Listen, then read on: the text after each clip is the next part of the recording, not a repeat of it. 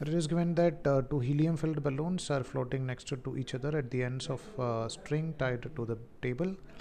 The facing surface of balloons are separated by 1 to 2 centimeter. If you blow through the opening between the balloons, then just try to understand what they're trying to discuss in question. So over here, basically, we are having two balloons, and these two balloons are separated by some distance, and they were attached to a string over here and another string over here.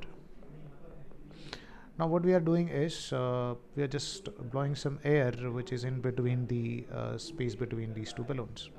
So if you are blowing air over here, so the velocity of air will increase.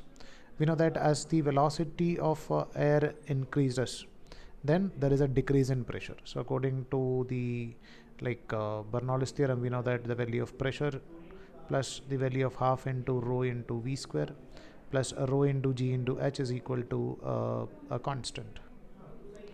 So over here, for a same horizontal situation, we can take it as gravitational. This potential energy is going to be same.